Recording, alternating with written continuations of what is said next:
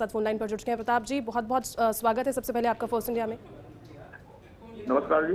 जी sir, Maharashtra में सियासी संकट आया है और एक बड़ा दिन महाराष्ट्र के लिए इसलिए क्योंकि कई बड़े बदलाव होने की जो आशंका है। 25 विधायक नाराज हैं।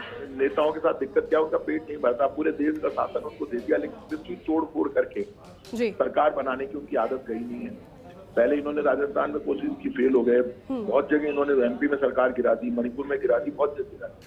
अब बीजेपी उसी काम में लग गई। जब बाढ़ ही खेत को खाएगी, जब केंद्र की सरकार इस काम में लग जाएगी तो उसको बचाएगा कौन? जी, किसी काम में लगी हुई है बीजेपी की केंद्र सरकार। पावर का मिसयूज कर रही है, तोड़ फोड़ करना, पैसों के दम से सरकारों को गिराने की कोशिश करना और स्टेटिंग करना, ये काम है इनका। एक पूरे देश को बीजेपी का चेहरा देख लेना चाहिए। बीजेपी का असली चेहरा यही है।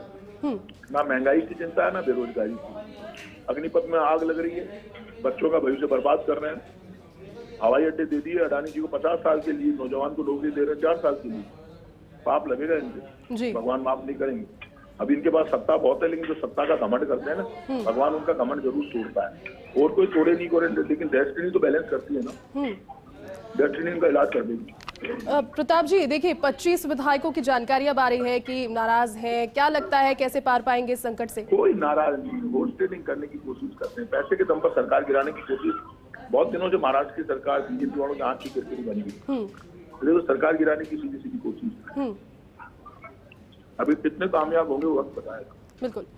शिवसेना से नाराज एकनाथ शिंदे प्रताप जी काफी लंबे समय से चल रहे हैं। नाराजगी की क्या वजह हो सकती है? एमएलसी चुनाव में क्रॉस वोटिंग हुई थी, क्या उसी वजह से इतनी बड़ी नाराजगी यहाँ पर हो गई, या फिर पहले से कुछ ना कुछ यहाँ पर आप जिस तरीके से कह रहे हैं कि गठजोड़ हो सकता है?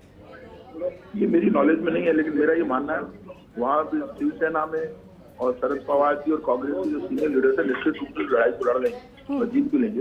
ये तो वक्त बताएगा, क्योंकि ये सत्ता की लड़ाई है।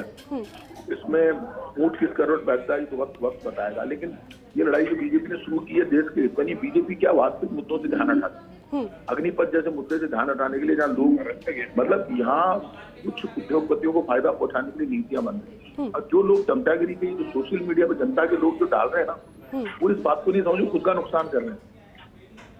हिंदू मुसलमान को लेके सोशल मीडिया पे जहर फैलाना, ये पता नहीं पड़ोस में तेरे मुसलमान रहता है, सिख रहता है, ईसाई रहता है। अरे भैया बाहर निकल।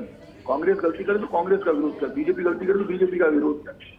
वोटर को तो ईमानदारी से कांग्रेस और बीजेपी दोनों के कामकाज का आकलन करना चाहिए, फैसला बाद में करना चाहिए। तो वोटर के साथ दिक्कत क्या है, इनके समर्थक इतने बेईमान हो गए बीजेपी के कि झूठ बोलने में और धोखा करने में मास्टर है। उसी काम में बीजेपी के नेता लगे हुए हैं, लेकिन कितना सफल होंगे वक्त बताएगा। क्योंकि अभी हुआ ही है, ये मेरी नॉलेज में नहीं है पूरा मामला, लेकिन ये तय बात है, इतना आसान नहीं है सरकार गिराना हमारा। बिल्कुल। अब अगर गणित देखा जाए विधायकों का या फिर सरकार का, क्या लगता है आपको, क्या हाइपोथेटिकली ये सोचा जाए तो क्या ये पूरा रह सकता है? देखिए, शिवसेना, एनसीपी और कांग्रेस तीनों ने मिलकर सरकार बनाई जी, तो कई निर्दलियों का उनको समर्थन है। तो बीजेपी बहुत दिनों से लगी हुई थी, कई दिनों से पेट में दर्द चल रहा है बीजेपी महाराष्ट्र में, इसीलिए तो वहां उनके मंत्रियों को उनको जेल भेज दिया बहुतों को। तो ये तो कार्रवाई में लगे हुए बीजेपी वाले। सत्ता कोई संतों की जमात तो है नहीं, जो होगा मुकाबला करेंगे, देखते हैं क्या होता है।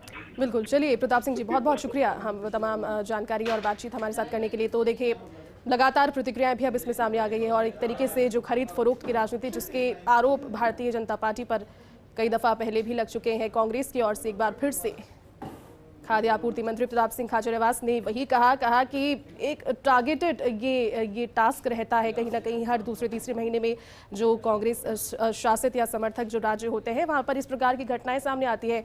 दिल्ली न्यूज़ एडिटर अदिति हमारे साथ लगातार बनी। अदिति, आपने सुना प्रताप सिंह खाचरियावास को, उन्होंने ये फिर से अपनी बात को दोहराए, कहा कि लगातार जो खरीद फरोख्त की राजनीति करने की कोशिश भारतीय जनता पार्टी की ओर से होती है, उसी का एक परिणाम ये भी है। क्या कहेंगे उनकी बात पर?